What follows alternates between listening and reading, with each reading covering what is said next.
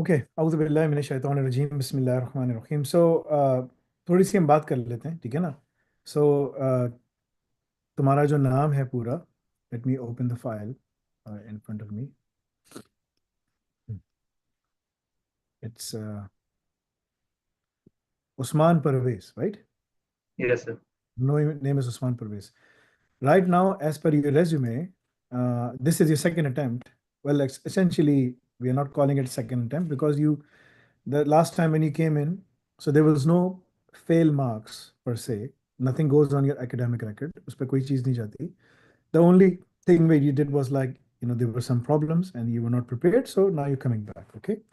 So this is essentially your first attempt per se. Okay. Now, obviously, the title is the same. You have everything as the same. You have good experience as a solution architect, Linux server administration. I can see that. You are working as in basically right now you're based in station in Dammam, right? Yes, sir. Okay, Dammam. And you're working as a project engineer, design and implemented network and security projects, right? From scratch Exactly. for the gardening industries. Okay. Now, and you have been in Saudi Arabia 5 years, and since I would say since 2015. so for the past roughly 10 years. Hmm. 10 years. Exactly. When you came to Saudi Arabia, what was your salary? At that time, it was 5,000. Yes, that was my first job, and I secured about after 9 months. After 9 months of searching, Yes, sir. and you were earning 5,000 riyal. Now, in 10 years' time, how much increment you secured? Like now you're at like roughly 13, 14,000 riyal. Exactly. So you have to, About eight. Yes, sir. so you have to evaluate in 10 years' time, you got like very little promotion, right? Exactly. So this is not the place for you to work long term. Hmm. Saudi is and these Middle Eastern countries are a temporary place, right? Unfortunately, that is the case for many other like things. But even if you do your complete your AI ops after today's exam, and you will be given an Al Razak program, right? Al Razak program is where you have to do all the labs. If you complete all the labs, inshallah, I can guarantee you the starting salary of 20,000 riyal. But you have to Hmm. complete the labs and complete some of the Kubernetes exams, right? So you'll be able to work there because if I look into the salary range, right now in Saudi Arabia, it's coming out to be because our number one priority is to get you on the job, right? You can see Saudi Arabia DevOps with Kubernetes experience because you'll be doing a lot of Kubernetes and you will be doing a lot of DevOps and AI together, right? So you Hmm. will be doing AI as an AI engineer, you'll be working on multiple things. So the base salary in Saudi Riyal, right, which is going to be at least 20,000. This is what I can guarantee you, inshallah, if you complete the parts. Because Hmm. there are lots of jobs in Saudi right now for basically people who have skills in artificial intelligence and DevOps and SysOps and all of them combined, right? Normally in Saudi Arabia, they look for people who have multiple experiences in multiple domains. आपने खुद भी देखा होगा ये. Exactly. Hmm. They want people to be like Sultan Rai or like Chuck Norris or something like that. Multi-talented guy. Or in today's world, they want people to be like John Wick. No one, that he's able to tackle everything, right? So that's the problem. But it's an industrial problem. And that is the problem anywhere you go in the world. It's even in UK, in USA, in Canada, in Saudi Arabia, in all the developed economies, right? So you have to focus. Your topic is very extensive. If you focus and pay attention, you will be able to secure better jobs. And if you complete Al Razak program, then we will be able to assist you in securing employment in basically Middle East. How long have you been studying with us right now? Like your AI ops course? It's about 1 year, more than 1 year. 1 year, 14 months. So you still have, normally the access is given 12 months and then plus 6, 18 months, right? So you still Yes, have sir. 4 months to complete the Al Razak program. So you will be given the Al Razak program.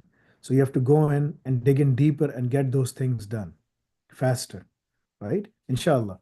So that's the goal. In today's exam, again, it's the same process. You know the exam, you know all the things that we went through last time.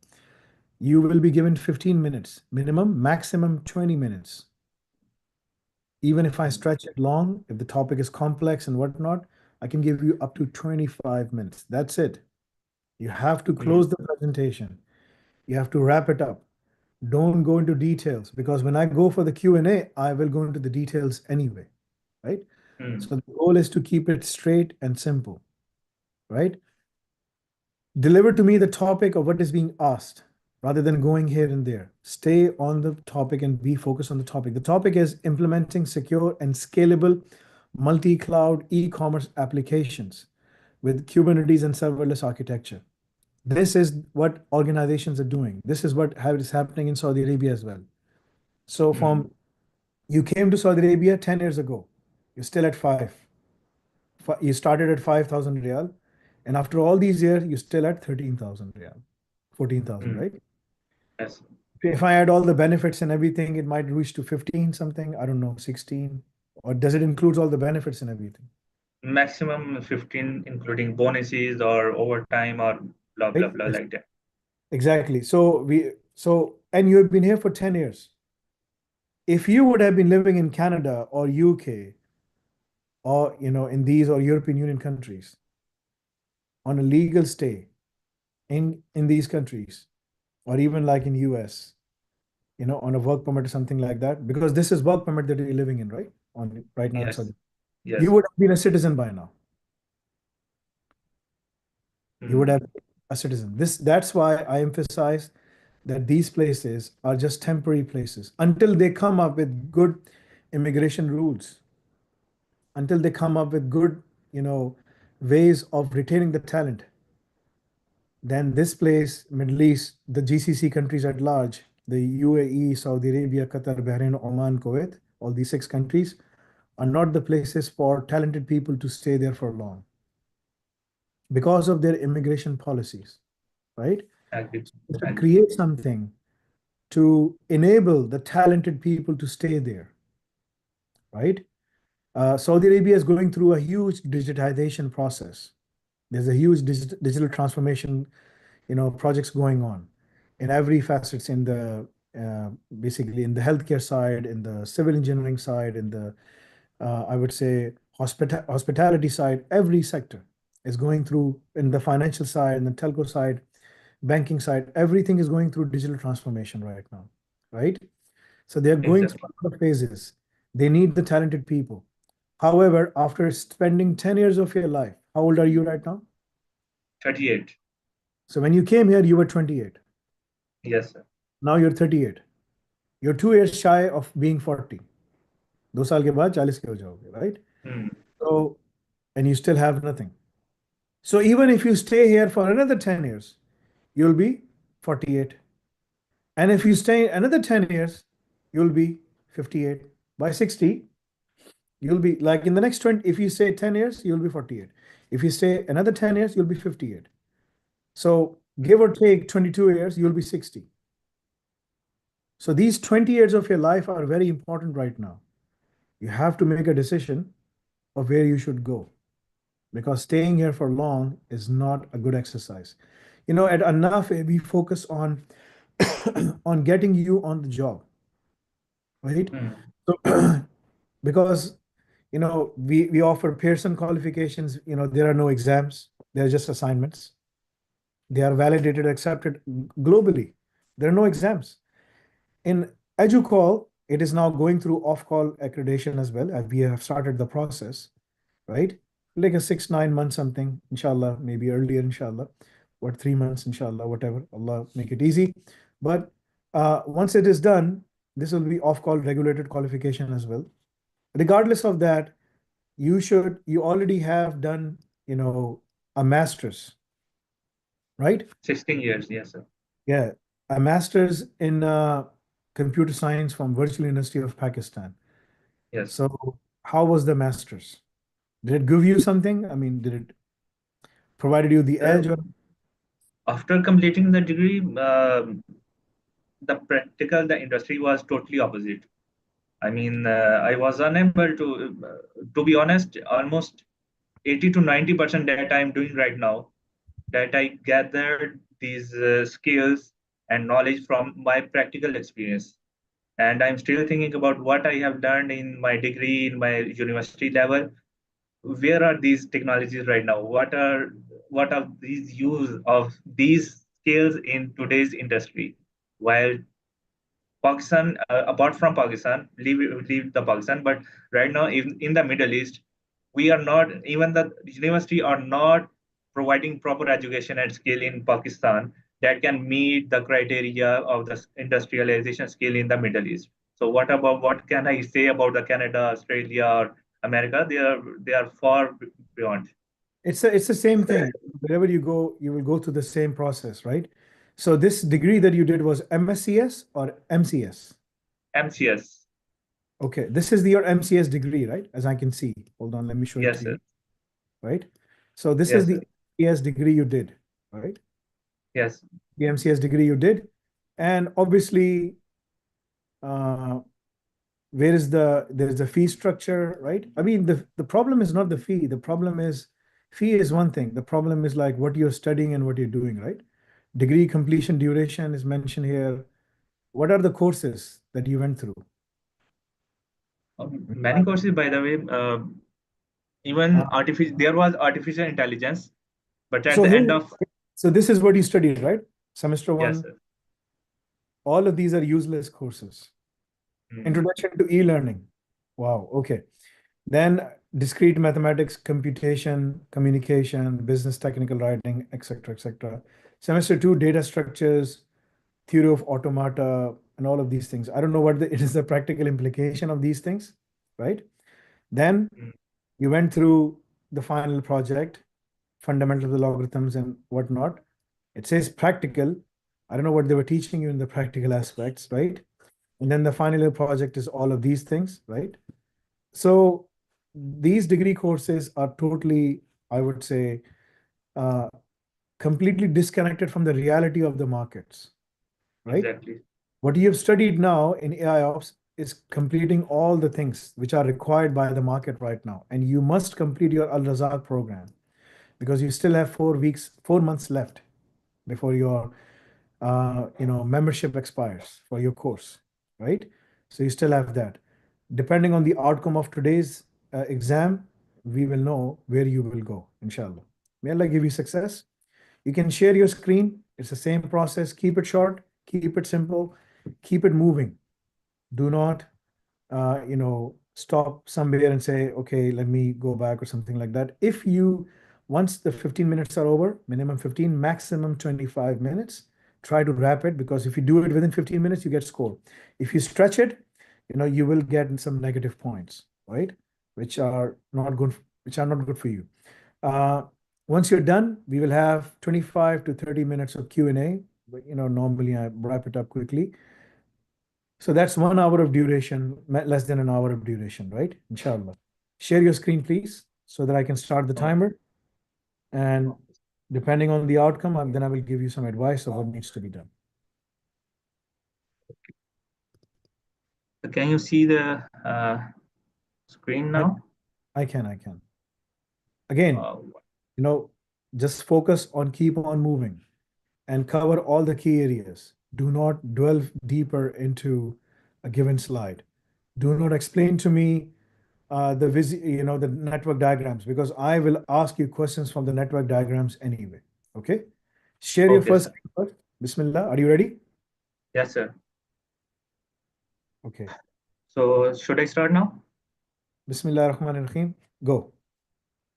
Bismillahir Rahmanir Rahim. So now this presentation, I'm going to this presentation discussing about the e-commerce application that is based on multi-cloud Kubernetes server and serverless architecture.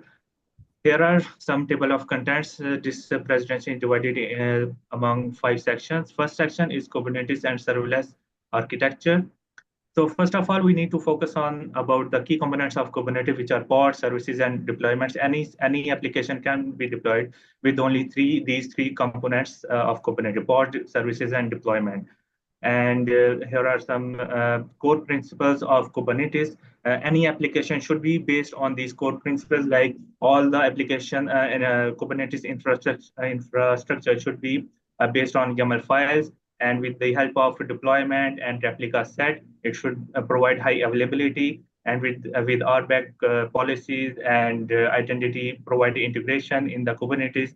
It should provide the security and identity management, and almost all cloud platforms provide the compatibility with the Kubernetes, so it is easily portable.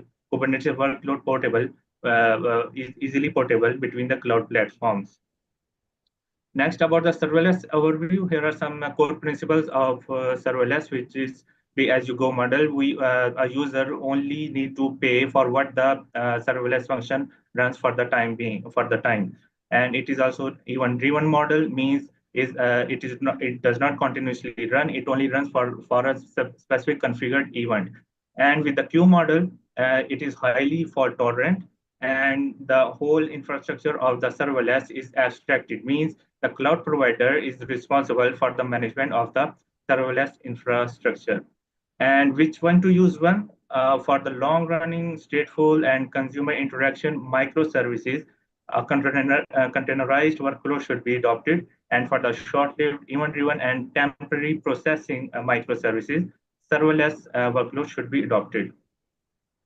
Next, we have some security implications while implementing the Kubernetes, like for the images and pods or the misconfiguration. So these are some kind of challenges that we need to focus on while implementing the Kubernetes infrastructure.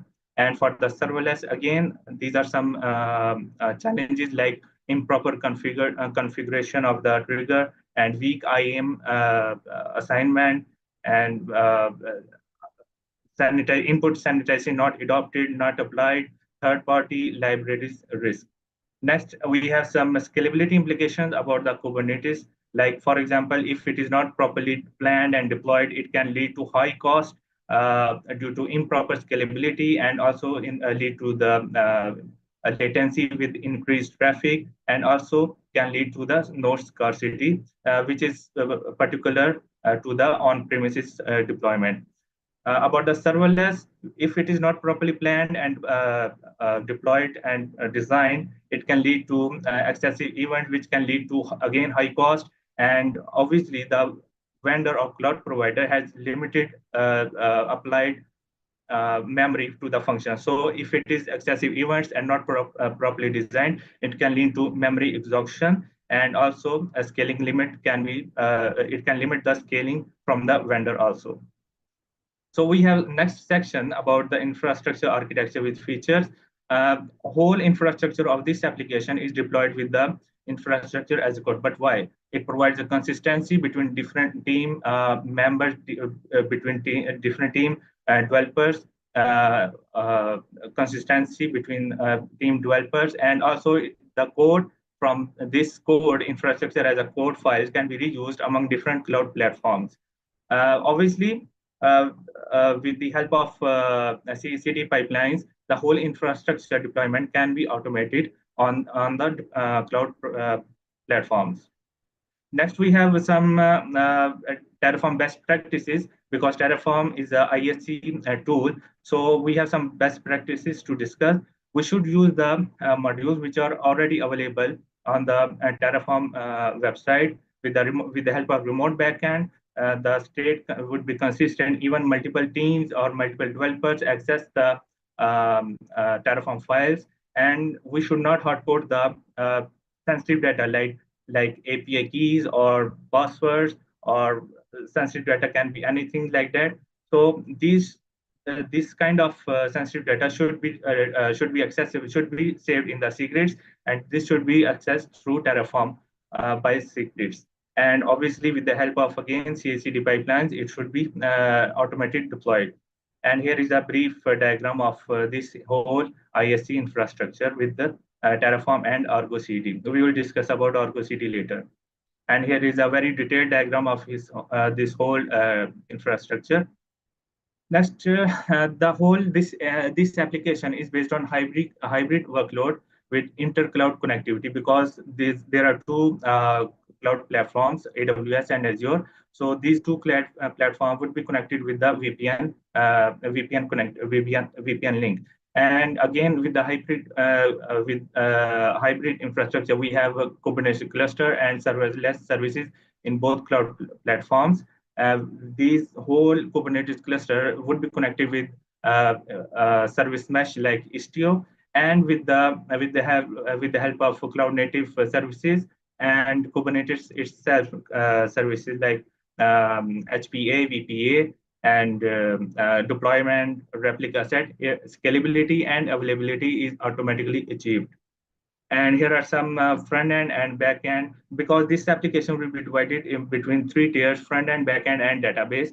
For the front end, we have some workload like authentication, user interface, API. These are some only examples. So front end workload would be available all the time to the end user, and back end workload, these are the kind of functions that would help, that would complete the overall application functionality. Here are some examples like product tasks, order, and user accounts. And here are some event-based operations like payment, analytics, notification, tickets, image optimization, and reports. All are would be deployed with the help of serverless functions from both AWS and Azure. So here, AWS Lambda and Azure functions. So here is a brief diagram about this whole slide. Next, we have, again, as I discussed before, that both cloud platform would be connected with the help of VPN connectivity, AWS Transit Gateway, and with Azure Transit Gateway. For the high availability of the multi-cloud, the AWS Route 53 would be used, that would distribute the traffic among AWS and Azure based on the IP, based on the geolocation, based on the latency, like that. And with multi-AZ and multi-region deployment, high availability would be achieved within that particular cluster and that particular cloud. And obviously, with own healing capabilities of the Kubernetes like HPA, VPA, and replica sets, the high availability would be achieved. And here is a brief diagram about this infrastructure discussion. Next, again, we have HPA and VPA in the Kubernetes, which auto scales the Kubernetes resource components based on core CPU and memory utilization, which means internal components. And for the node on the cloud platform, node auto scaling on the cloud platform, cluster auto scaler would be used, and serverless auto scaling would be automatically handled from the cloud provider based on the workload. And for the external events like order queue, notifications, payments, all of these external and application-specific events, this can be for these kind of events, auto-scaling can be achieved with the open source tool like Data. For the cost optimization strategies, for predictable and continuous workload, we can use the reserved instances, which by paying the 3 years of upfront cost, which will save about 70% of cost. Examples of front-end database. And for the short-term and non-critical workload, we can use spot instances, which will save about 90% of cost. Examples of image processing and report generation, ML modeling. And with the combination of these both, and with the auto scaling, we can this whole infrastructure can be more cost optimized. Okay, now this whole application, it will have only one database which is deployed in the AWS RDS. But what about the resources that need to update in the database from the Azure to AWS? For that, we use the Azure Event Grid. So Event Grid is the event routing service that forwards or routes the events to other services, external services. So in our application, in our scenario, we have AWS Lambda, which will receive the event grid from the which will receive the events to update the data in the database from event grid. And here is one of the scenario, like single write operation from both cloud platforms, cost optimization due to single database. That's the main target. That's the main reason that we need to use the event grid for this. And here are some integration scenario. All of these only update the data in the database. So here is a very brief diagram of this discussion. Next, I have a security section. So while implementing the security, we need to focus about the in-depth security with layered approach. What does this mean? We need to apply the security controls on multiple levels in the infrastructure. Like in our application, we have pods, we have containers, we have nodes, we have subnets, we have at the cloud level. So for the key areas to focus for our application security, we have Kubernetes cluster, cloud infrastructure, and deployment. And for the if I talk about the Kubernetes cluster, we have image pod network policies. For the cloud, we have authentication, authorization, network isolation, API gateway, data encryption. And for the deployment, we need to apply the image scan with CI/CD pipeline. And we can achieve this with for the Kubernetes cluster, we can achieve the security parameter with the kubeconfig and security context. At the cloud infrastructure, we have cloud native cloud services. And for the deployment level, we can use the Jenkins plugin with GitOps CI/CD pipeline. While so to uniform the whole security policies in whole infrastructure in both cloud platforms, we use OPA. OPA is an open source tool which can define the policy to harden the Kubernetes cluster infrastructure all over the cloud platform in both. So this will ensure that no insecure configuration can be applied that deviates from already applied policies. So here are some best practices for securing the containerized workload. Like we need to secure the pod level at the pod level, at the namespace level. We need to show that RBAC policies are there, labeling of the pods are there, and only trusted repositories are being used to download the images. And for the serverless best practices, we have to make sure with the policies that there are limited runtime with proper IAM roles, and there should be no use of there should be only use from libraries from the trusted third party, and only secret access would be defined in the policies. Now, about after implementing the OPA's security policies, we have Falco. What Falco does, it only monitors the for the security breaches in our Kubernetes cluster, and it detects the security breaches and incidents at the real time. So here is a working of Falco. Like we first define the rules. After that, it intercepts the system calls. It after intercepting the system call, it compared the system call with the predefined rules, and it sends alert based on the defined rules and system calls. So here is a brief diagram of this Falco working. Next, here are some best practices of containerized application for the Falco.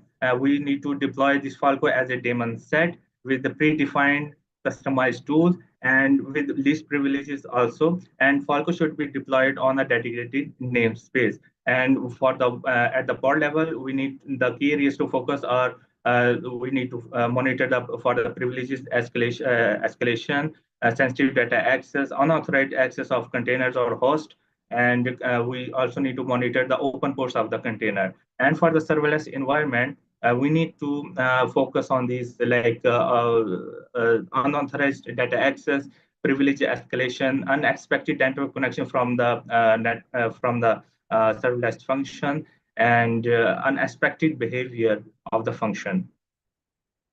And we have security with zero trust architecture. What is this? It implements a strict rule for authentication, authorization, and monitoring. So here are some core principles like trust no one, no trust without authentication and authorization. In other words, deny all. A rule of least privilege. Once authenticated, it should authorize with least privilege, and maximum division of the network with multi-segment for a better security control. Next, we have some advanced IAM strategies like define the role and assign the roles to the user groups and services based on required functions. We have identity. There should be centralized identity provider for a single sign-on functionality, and there should be separate service accounts for the application to application components access. and there should be conditional access policies like multi-factor authentication, time-based, IP-based, and location access. Okay, following the previous slides, like the ZTA and advanced IAM strategies, we can combine all these in our cloud platform. So defining the IAM roles, defining the MFA, defining the SSO with Azure and Entra ID. So Entra ID would be can work as a single sign-on identity provider, segmentation of all the network of AWS and Azure with VPC and VNet segmentation, and applying the network access control list and security groups to the these network segments. And obviously, at the last, monitoring with AWS CloudTrail and Azure Monitor. And conduct regular audits for authentication and authorization configuration for these to comply with zero trust principles. About the securing the API gateway, we have some security best practices for the API gateways.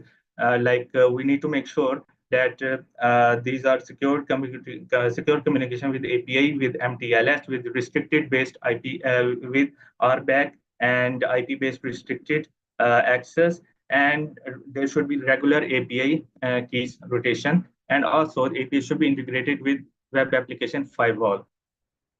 And until now, I only discuss about the infrastructure security, but we also need to secure about the data, sensitive data, in both states like in transit and at rest. For this, we can use AWS KMS and Azure Key Vault, which are cloud native services from both cloud providers. We can secure the database, we can encrypt the database, we can encrypt the data in S3 buckets and blob storage. We can secure our SSL certificates, and also traffic encryption between AKS and AWS RDS. For the now we have a monitoring section. For the monitoring, here are some key aspects for logging. Like the monitoring should be centralized, and all the logs should be aggregated to this centralized location. And we need to decide what key target metrics we need to target and what threshold should be defined for the alerting system. And here are some monitoring tools that this application can use. Like for the AWS, there is CloudWatch, and for the Azure, there is Azure Monitor, which are cloud native monitoring services. And for the open source tools, we have open source monitoring tool. We have Prometheus, and for the data visualization tool, we have Grafana. And here is a brief diagram for this monitoring infrastructure system. Next, we have a collection of data from these are the sections, these are the key areas that we need to focus to collect the metrics for the monitoring. Like we have application itself, we have infrastructure, front end, back end, security, serverless. So these are some examples regarding each area. So AWS CloudWatch and Azure Monitor collects metrics from their respective cloud resources, including EKS and AKS cluster. And from the Prometheus, it grabs the metrics from the AWS CloudWatch and Azure Monitor. From there, Grafana will take the data from the Prometheus and will visualize the data. And for the logs, we implement the FluentD, which would be deployed in the cluster within each cluster as a daemon set, which collects a log from the cluster, from pod, from the node, and from the container, and it forwards the logs to the Elasticsearch, from where the Grafana will take the data, will take the log, and will visualize the data for the log.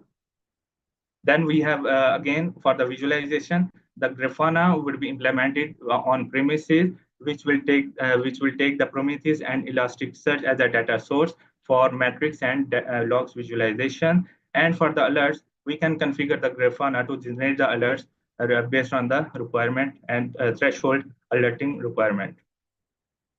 Next, this is the last section, which is DevSecOps and GitOps. For the pipelining, CI/CD pipeline, there are three stages, like source stage, where we save the application code, like GitHub, Bitbucket, and GitLab. We have build stage, which will take the pipeline will take the code from the source, and it will build the images and forward to the image repository like ECR, AWS ECR, and Azure ACR. And finally, it will deploy the stage from the on the AWS cluster and Azure Kubernetes cluster. So here is a brief diagram about this CI/CD pipeline. About the security integration into CI/CD pipeline, we use the Jenkins as an open source tool to, and install the security plugins to apply the security requirement. For example, we have Sonar Cube here, which scans the static, which scans the which scans the code for static quality for the vulnerabilities. And we have OWASP dependency check, which checks the dependency of the code. Clear, which scans the image scan for CVEs. We have OWASP Zeb, which conducts the dynamic testing. And we have QBench, which scans for the Kubernetes cluster for CI's recommendation. And we have AWS and Azure respective plugins to take the secrets from the cloud native secrets manager services and implement in the cluster. And at the last, to check the compliance against various international standards, we have inspect Jenkins plugin. After that, we have some cloud native security monitoring tools, which will monitor and scan the cloud native services like EC2 containers in AWS and for the Azure also. So why cloud native tools matters? Because these cloud native security monitoring tool will only monitor the cloud native services. So these monitoring tools can better scan and better monitor with the help of AI and ML based threat detection. And it also cloud provider also applies a built-in compliance check with these monitoring tools. And with the help of these monitoring tools, it reduces the manual security configurations also.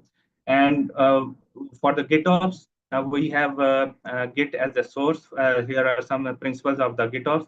So in the GitOps, Git will work as a source where all the infrastructure code will be deployed as a declarative approach. So all the infrastructure state would be deployed as a declarative approach with the help of YAML files. And upon changing of in the Git repository, this GitOps will automatically apply the changing in the infrastructure. And with the help of versioning, if anything bad happens, it will roll back the to the previous version.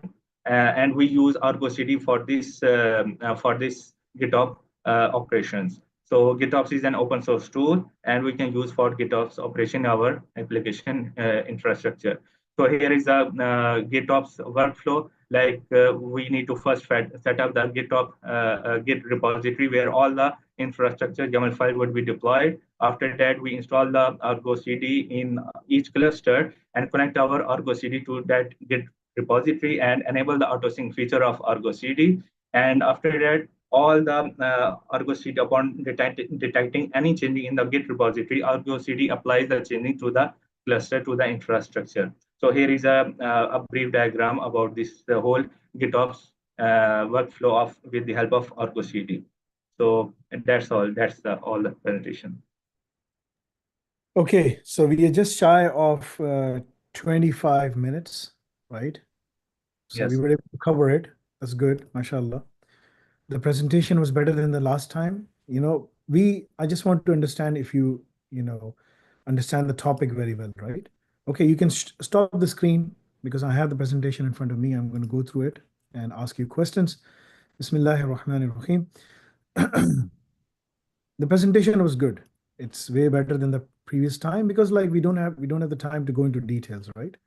Okay, so I'm going to give you some scenario-based questions because your topic is very dense and this is level 6 exam. So we have to, focus on the core objectives of the exam, right? So in a scenario where there's a service mesh, deployed across both the AWS, EKS, the Kubernetes, and the Azure AKS, the Kubernetes environment, right? For intercloud Kubernetes cluster communication, you showed that intercloud cluster communication happening. This is a scenario with us as well. Our half of the infrastructure is in AWS. The other half is right now in Azure, right? So there's EKS and AKS, right? Explain how you would configure a zero trust traffic routing across cloud platforms. And I'm interested in traffic routing. It seems in your resume, you do have networking experience. How would you implement zero trust traffic routing across cloud platforms? Uh, as I said in this presentation diagram, all the pods are dedicated to the namespace, like based on the application tier, like front end, back end, and okay, database is another part. So I only talk about the front end and back end.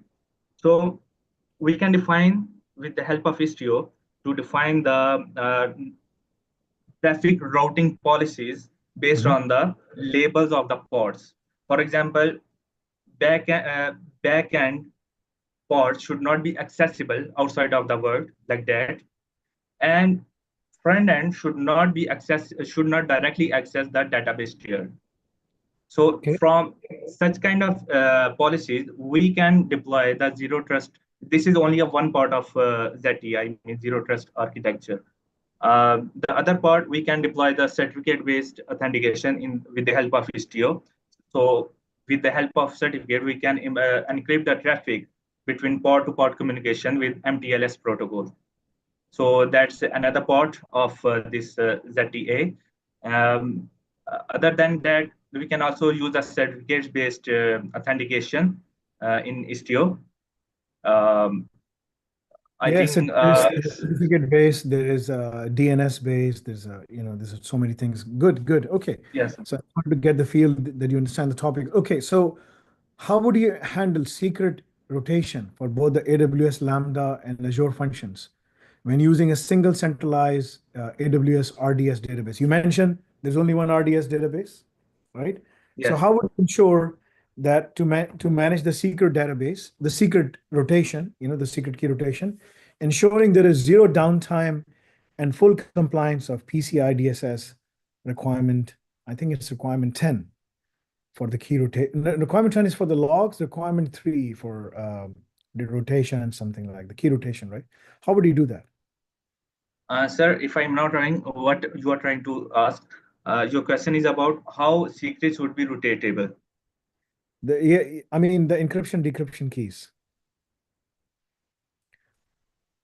How would you rotate the encryption decryption keys for on AWS infrastructure and on Azure infrastructure? So first of all, for the AWS, what do they use for storing keys? This is AWS KMS, Key Management Service, Yes, and for secrets, Secret Manager, right? AWS Secret Manager, right? Secret Manager. Uh, So, yes. yes, and for Azure functions, what do they use? They use Azure Key Vault. Azure Key Vault, right? So these are the two Yes. things you have to use, right? That's the answer. The other one is like, how would you ensure that there is zero downtime? So they're two-part question, right? Uh, okay. The database, the database. That's a tough one. Okay, kind of. Uh, I what I am thinking right now, there would be a code based on the serverless function. It will apply to the services for KM, Secrets Manager in AWS and the Vault, and it will apply the rotation with the help of code. And after that, it will also update for the application to access that particular. No, no, that's okay. That's okay. The answer is like you have to implement a middleware for proxy rotation, and you have to use the system known as runtime fetch, right? Where at the runtime level, both the credentials of the AWS, and Azure for that giving database are rotated in real time, right? There's also connection pooling and MQTT as well, so that there is no to avoid reauthentication and delay, right? It was a difficult Hmm. question. Okay, so giving the use of the Argo CD you mentioned in a GitOps setup with a multi-cluster Kubernetes environment, it's running in AWS and Azure.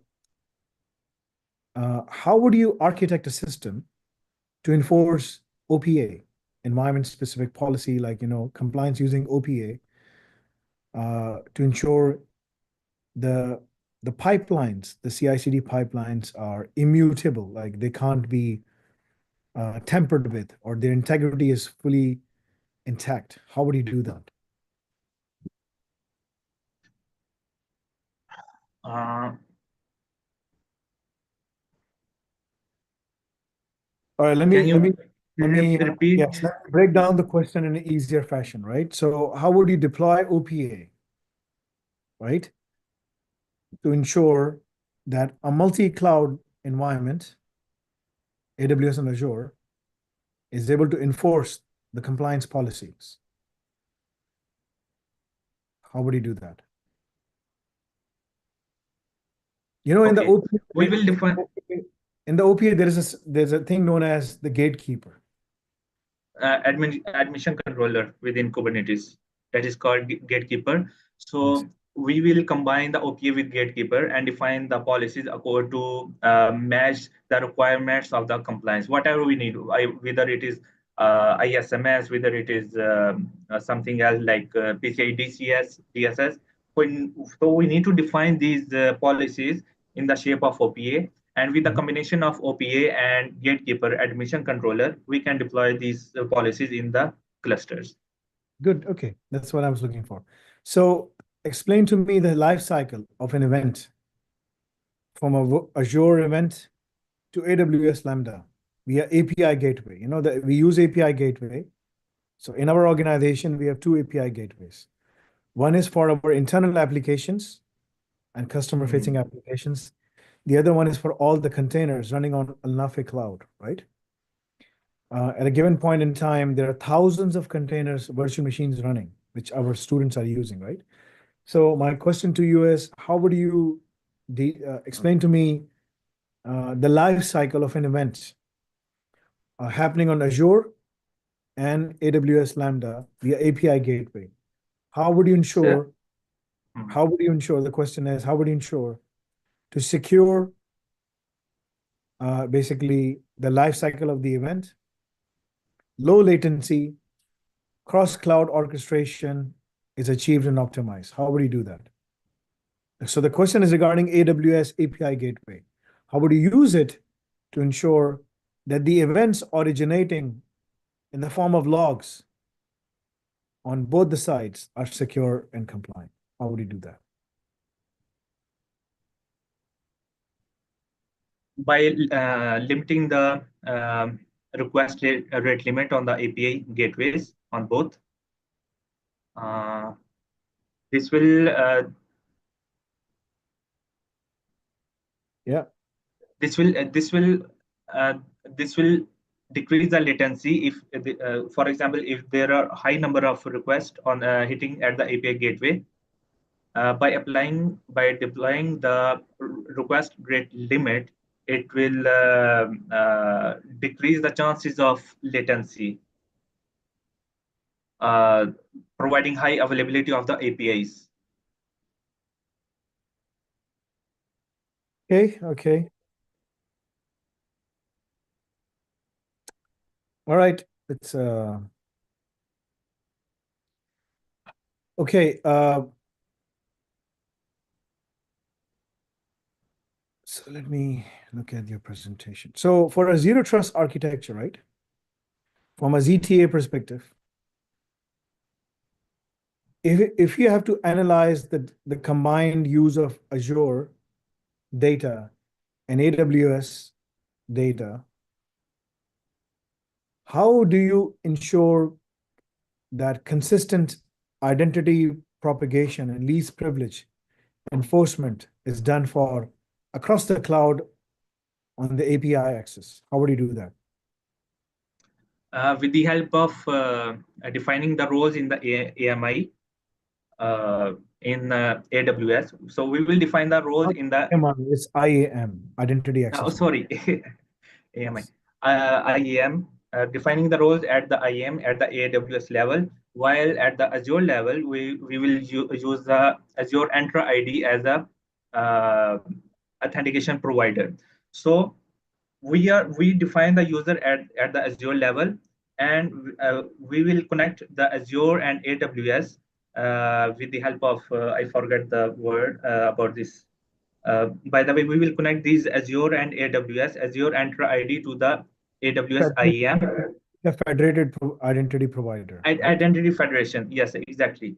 So with the help of Identity Federation, both these clouds would be connected for the authentication. So whenever a user authenticates to the Azure or AWS, only a single identity provider would be there, which will authenticate, which is Azure ID.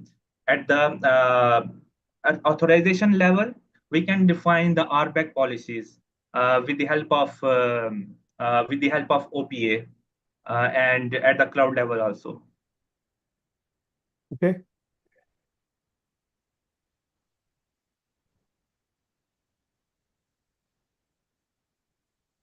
Okay, inshallah. So next question is,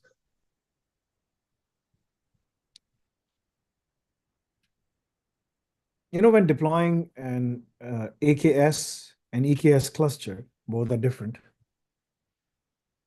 connected via VPN with a shared API gateway, right? Because all of these things are just APIs, provisioning the infrastructure, provisioning the cluster, all of those things.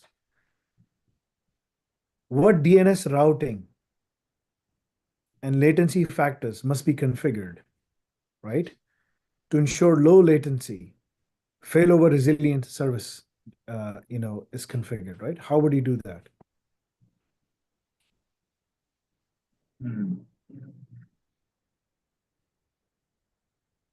By defining the at the AWS Route 53, Yes. by configuring the geolocation with the help of geolocation and latency. So whichever is less, I mean, the geolocation is less or latency is less. The one cloud platform like Azure would be able to the most nearer cluster or regional wise AWS cluster. So we need to define at the AWS 53 with the help of geolocation and latency. Okay, that's good. All right, so you have the knowledge. You just have to process it, because since the time is short, the questions are tough, and we're coming, and your brain is being teased that you have to think on your toes immediately. When in fact, when you are sitting in an interview or for a project, you will have enough time to plan it through. Inshallah. Okay, so you're doing good. Okay, so what are the core differences in deploying compliance scanning? Right? Sorry, compliance? Compliance scanning. Like you do scanning, like vulnerability scanning for compliance purposes, right? So what are the core differences of using QB bench versus Inspec versus some other tools? What are the differences between all of them within a CI/CD pipeline perspective? For the Whoa. Inspec, if I discuss about the Inspec, it is a plugin that compares the cluster policies with the I mean the uh, Requirements. common standards. Yes. And again, about the compliance scanning, it is kind of a process. I mean, in fact, the Inspec is working as a compliance scanning tool with with standards, common standards that are globally recognized. So compliance scanning is a process, while Inspec is a tool that is using the compliance scanning uh, work or process to compare the cluster policies with the standards. Okay.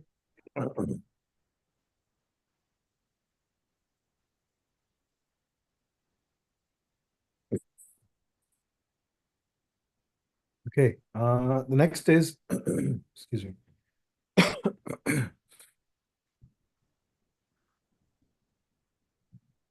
What do you see are the biggest challenges when organizations have to comply with, uh, like in Saudi Arabia? You're in Saudi Arabia right now, right?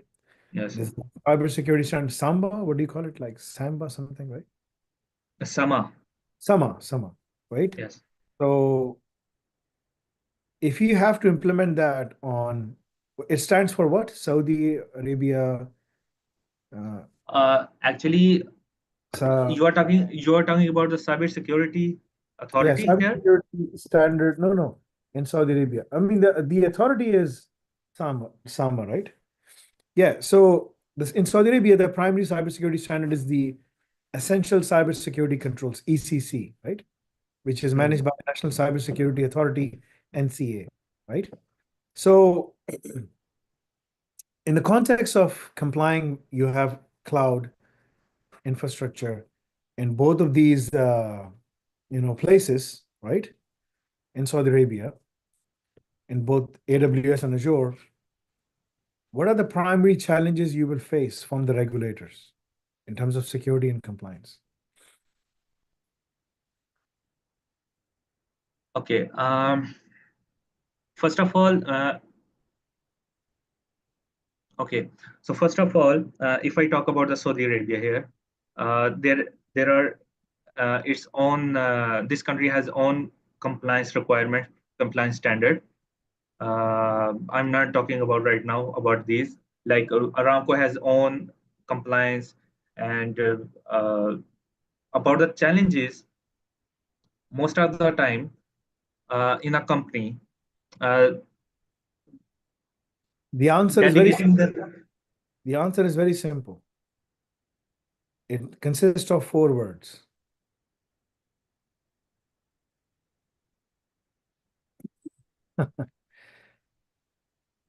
You are what and let me give you some, some hints. You are on what status in Saudi Arabia? status means designation or No, you are a resident or a non-resident. resident. That's residency. And what Saudi needs to protect from other countries to protect its what? Sovereignty. So the rule is Sovereign. data residence and data sovereignty. These are the two basic rules, which Saudi has it, right? That was the answer to the question. Now, my next question is explain to me what is data residency and data sovereignty. What does it mean? Data, It's a very simple question. yes, sir. Data residency means that data that should be resident in that whole country, that which is the owner of that country is the owner of that data and should be resident on that own country itself. Good. Okay. And data And sovereignty? data, sorry, And data sovereignty? data sovereignty. I think I'm not sure about it, to be honest. But what I think, data sovereignty, no other country is allowed to access that data without proper authorization.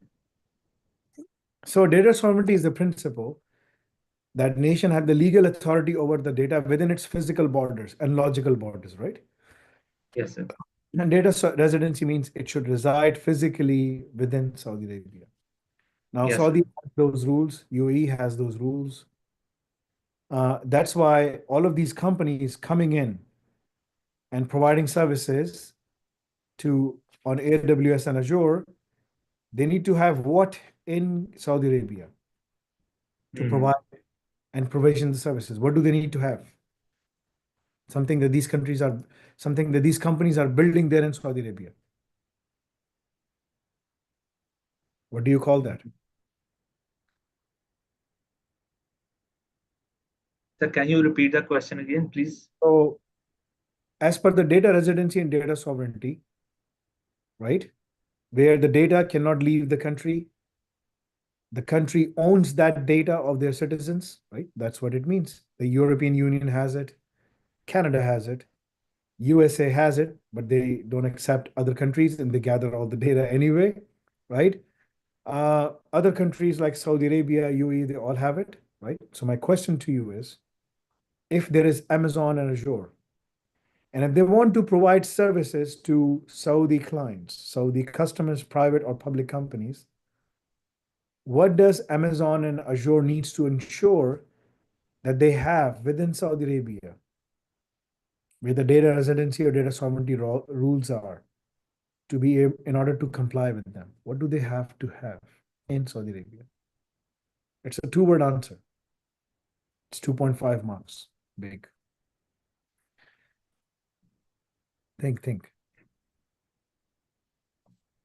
Uh, com compliance requirement.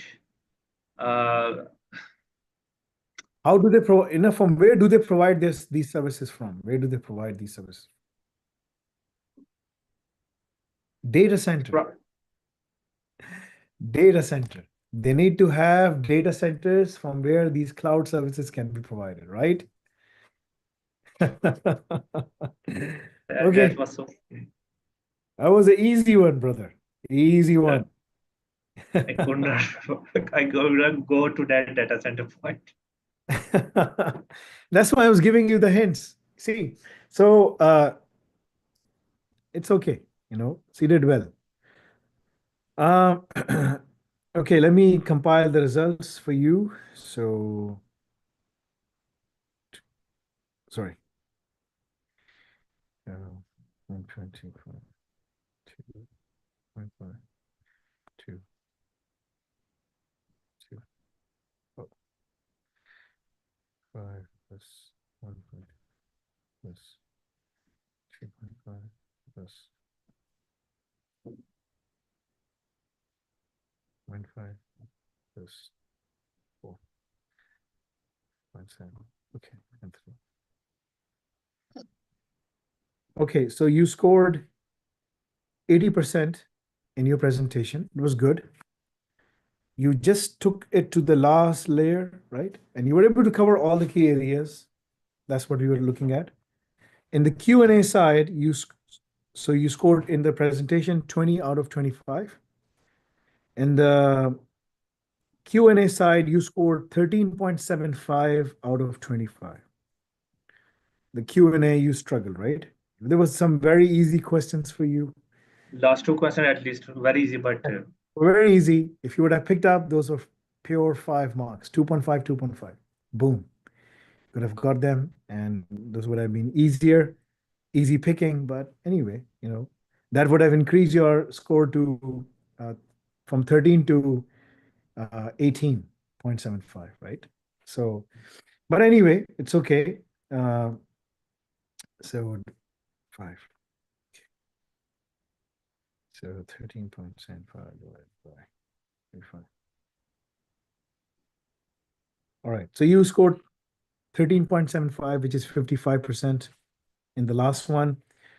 The last percentage you came with, this one is going to be around 67.5, right? Inshallah, your other scores are still remaining. So we will look into all the other scores as well, and we will give you the final marks as well. Okay. So you have passed the exam, which is good. It's a big relief, right? Now, this is my recommendation for you. This is very important. So please pay attention. Okay. This is very important for you. So please pay attention. You have passed your exam. You have been working in Saudi Arabia for 10 years, right? And for 10 years, right? So if you would have lived, and you have great talent, expertise, knowledge, right? All of those things, right? So living in EU or UK or Canada as a legal work permit citizen, I have applied for citizenship, right?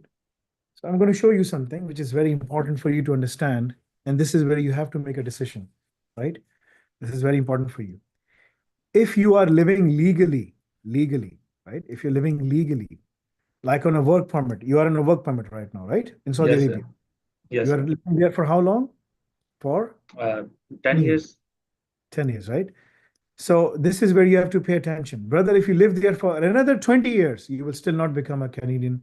You will still not become a resident. But if living in UK or EU or Canada as a legal work permit, right? On a legal work permit. If you're living in UK, EU, or Canada on a valid work permit, you may eventually be eligible to apply for citizenship, right? Hmm. Canada, it takes 5 years. 5 years, you're a citizen. In UK, you know, if you're on a work permit, after 5 years, you can apply for ILR, right? Indefinite leave to remain, and then you can apply for citizenship. In the European Union, right, need 8 years of legal residence, reduced to 6 with integration. Integration means you have to go for the exam, stuff like that, pass the German language, civic knowledge test, so on. In France, same thing. If you have higher education, you have a master's degree from Virtual University Pakistan, which is the most useless degree anyone can do, right? And you already told me that that degree was completely useless. I didn't give you anything.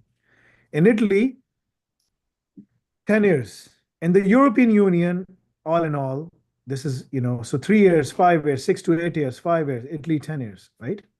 This is by and large, right? The European Union means the whole European Union, right? What about Japan? So let me ask you, so what about Japan, Australia, New Zealand, or other major economies of the world, right? So I'm just showing you something that you need to understand, because now you need to pay attention to getting your Al Razak program, because you have already passed the exam. Al Razak program is given to all those who pay for their examination fee. Whether they go for the Hmm. exam or not, it's up to them, because they need the diploma, they have to go for the exam anyway. But they will be able to start the Al Razak program from day one, right? You're coming a bit late, but it's okay. You can still have the 4 months time. So in Japan, 5 years. In Australia, 4 years, right? In New Zealand, 5 years, right? In Saudi, in US, must be green card with 5 years, right?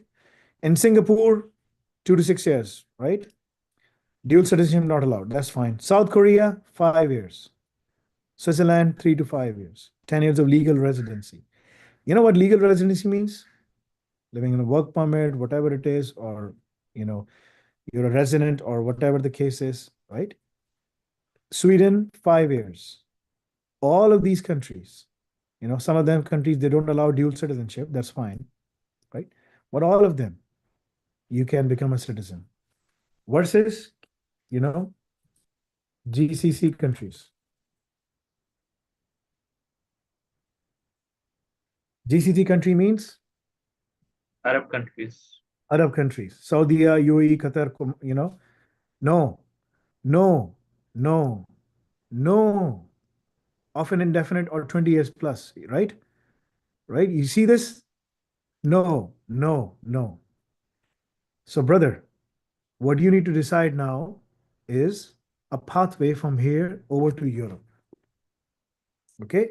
Don't waste your time until the Saudi, uh, government organizations or the Saudi government and these GCC countries realize that the most important asset to any country in the world right now are the brains, the human resource. AI will be there, but AI is a service. You need people to operate AI. You need people to manage the societies, right? The blue collar Right. jobs are going. You can already see, the Yes, blue sir. collar jobs are already going. If there are 20 construction workers, now there are only 5 because there's a big machine working, right? There was a time when I went to Umrah, I saw multiple people cleaning up the Baitullah, right? Now, when I went, there were only 5 or 6 because the remaining one was just like, riding on a machine, right? with Hmm. these big sweepers. They was going in, going. A time will come that they will have autonomous sweepers, Hmm. right? So it's already coming there. It's already happening. So you already have harnessed AI ops. You have completed that diploma today. You have passed. Great job. MashaAllah. Congratulations. Now you need to complete Al Razak program. If you complete Al Razak program, you can even we can help you, assist you in securing a job. For the past 10 years, you're sitting on 10,000, 13,000, 15,000 real. Even that transition took a long time, Yes, sir. right? So versus, and your passport is still the same passport you are in right now. If you go back to Pakistan right now, or whichever country you belong to, you will start your life from ground zero, back to square one. You will say, what? What happened? Where am I? I don't like Exactly. the roads. I don't, my kids don't understand anything. There is no light, there's no gas, right? So, it's weird. It's really weird. When I was in Pakistan this Ramadan, I said, like, I need to have some chai, please. They said, well, the servant came to me, said, like, it will take us 15 minutes to make the chai, 20 minutes. I said, why? Why is that? I mean, he said, well, there is a gas load shedding happening in Karachi. Hmm. Like, it's only comes from this to this time, and it's not available from this to this time. So if you want this, we have gas containers, cylinders in the kitchen at the back, and we'll make the chai for you over there. I said, okay, show it to me. I went there. I said, what is this? How long has this been happening? They said, well, sir, this has been happening for a long time. You don't know about it because you never came into the kitchen. I said, Ajib, right? So this is the problem. So when you go, there is no water, there's no gas. And during that time, a, a fire started because someone was drilling something in Karachi, in Korangi, and they found out, like, and it was burning. And after 3 days, they were not able to control the fire. So I told my father, I said, like, there might be gas reserves over here, because you can't just have something running, like gushing like this and something like that. They found out, like, there are possible gas reserves in Karachi, right? Hmm. But I do know that what will happen, the politicians and the military, they are greedy. They will sell the reserves. They will do all of those things, and people will have the same problems. So these countries are not there for long-term living for educated people, right? This is Right. my honest, advice for you as a brother in Islam, right? As a brother in humanity, please get your Al Razak program done, pass some of your exams, get out of Saudi Arabia. Agree. A day will come, they might change their policies and say, okay, we're going to allow, citizens from other countries to apply as highly qualified people. Until that day comes, it might take 5, 6, 10 years. I don't know, right? It might Right. happen in UAE, Saudi Arabia, because these countries are very small countries, like they were small. Every 9 out of 10 people in UAE are foreigners, expats. There's only one Arab, one Emirati, nine are Ajam, right? In Saudi, there might be four Arabs or three Arabs. The rest are Exactly like that. expats, right? It's the same thing. But this is not sustainable because people are giving away their lives and everything. So look at your picture at the age of 28 and look at the picture now at the age of 38. You will say, "Oh man, I've gotten old. What happened? Really, I see sometimes. Yeah, Hmm. and you will see your kids growing in front of you, and this place, because of when a person doesn't earn a better living wage, then you know everything goes down, and so this will impact you. In the West, they still, your knowledge and your skills will define who you are. In the Hmm. West, there is justice. I give this khutbah in Masjid al-Haram and in Masjid al-Nabi, sallallahu alaihi wasallam, when I was there. So they said, you are banned from giving any further khutbah. Because you know how I started my khutbah? I said, there is no Islam in Makkah. There's no Islam in Medina. This is how I started in both the places. They said, oh, Wallahi, Sheikh, what have you done? Like, this is the big problem. You can't say that. I said, well, this person who's working here as a sweeper is earning 400 reals. Yes, sir. Is your salary? He said, 8,000 real. I said, you're earning 8,000 real. How many hours do you work? 6, 7 hours, Sheikh. I said, this guy, how many hours do you work? He said, 10 hours, 12 hours, 400 reals. And I told the Saudi, I said, I just had a food at the hotel, 6 people, 200 reals. And you're telling me this person is living on 400? This is not Islam. So there is no Islam, Sheikh. Right? There is no Islam in anywhere.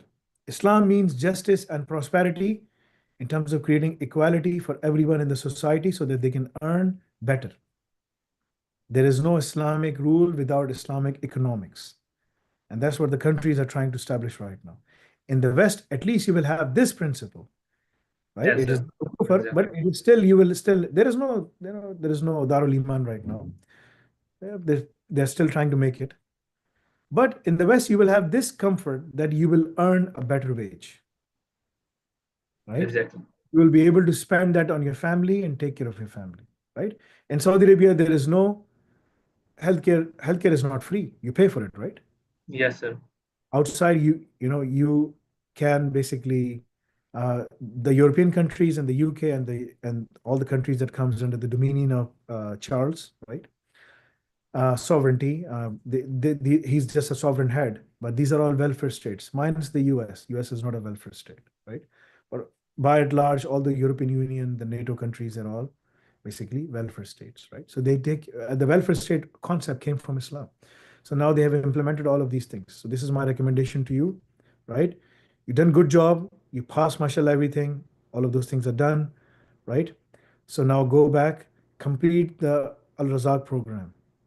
Okay. Sir, I have one question about Razak program. Can I ask? Yes, please.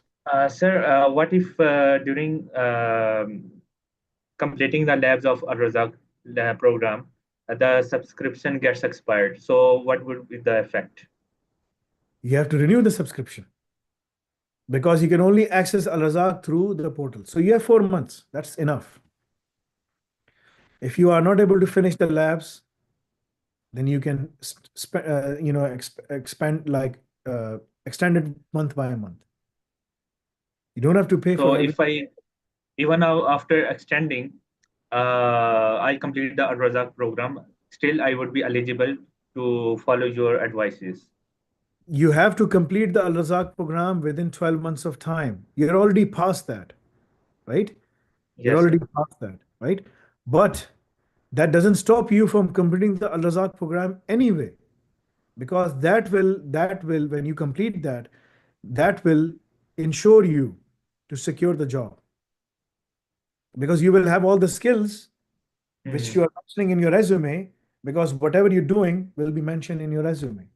And that will enable you basically to secure better jobs. If you want us to help you, you have to complete the program within one and a Mhm. half years of time. You still have, 1.5 for level 6, it's 1.5 years, right? Yes, Pass sir. the exam, complete all the terms and conditions are there. People have done that and they have been able to secure the job, but they worked really hard, right? Everyone is in a different boat and they have different circumstances. Actually, Even sir, right now, actually, even right sir, now, what? Yes, sir. even right now, if you go to UK on a student visa for 1 year of masters, you know, and you complete Al Razak program, the moment you land over there and you have completed the Al Razak program, I can guarantee you, you will find the job, inshallah. But you have to complete it. That's what you have to do. So that's Okay. what my next target is, to complete the Razak program at earliest. Complete the Al And Razak program, and start applying for basically university because getting the student route is the easiest route, right? If you get the admission, pay the fee, tell your family, I'm going back, you can go back home, give me a few months, 6, 7 months, I need to complete the degree so that I can go back and call you guys in later on. That's what you have to do. So you have to work hard, inshallah. Okay. This is my recommendation for you. Congratulations again on passing the exam. Inshallah, thank you, we'll sir. be in touch with you. You will be offered your Al Razak program because by the end of this month, we are sending it to everyone. right? You will receive a questionnaire that you have to complete.